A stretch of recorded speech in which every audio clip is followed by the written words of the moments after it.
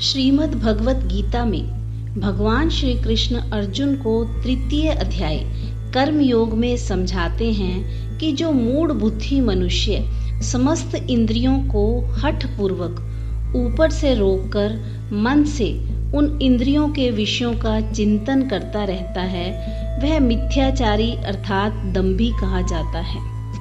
प्रस्तुत श्लोक में श्रोत्र, त्वचा, चक्षु, रसना और घ्राण तथा वाणी, हाथ, पैर, उपस्थ, गुदा इन 10 इंद्रियों के लिए कर्मेंद्रियाणि शब्द का प्रयोग किया गया है।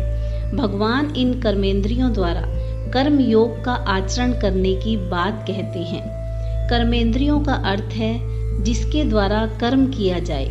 केवल वाणी आदि कर्मेंद्रियों द्वारा कर्म योग का आचरण नहीं किया जा सकता।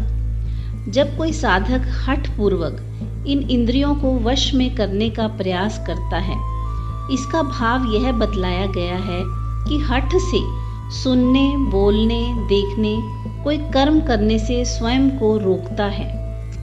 उपर्युक्त श्लोक में जो कोई व्यक्ति समस्त इंद्रियों को हठ पूर्वक ऊपर से रोककर मन से इन इंद्रियों के विषयों का चिंतन करता रहता है, वह मिथ्याचारी कहलाता है।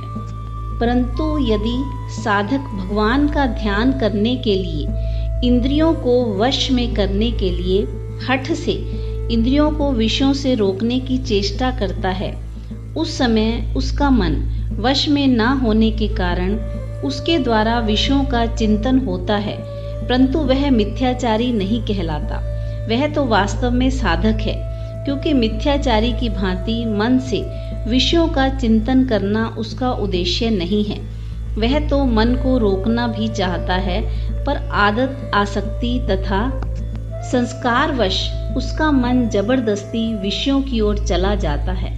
अतः उसमें उसका कोई दोष नहीं। यहाँ उदाहरण देकर मिथ्याचारी के विषय में बतलाया गया है कि मिथ्याचारी मनुष्य मछलियों को धोखा देने के लिए स्थिर भाव से खड़े रहने वाले बगुले की भांति बाहर से दूसरा ही भाव दिखलाता है और मन में दूसरा ही भाव रखता है।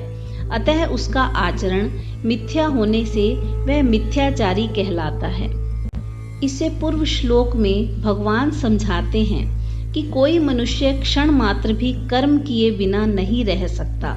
इस पर यह शंका होती है कि इंद्रियों की क्रियाओं को हठ से रोक कर भी मनुष्य कर्मों का त्याग कर सकता है।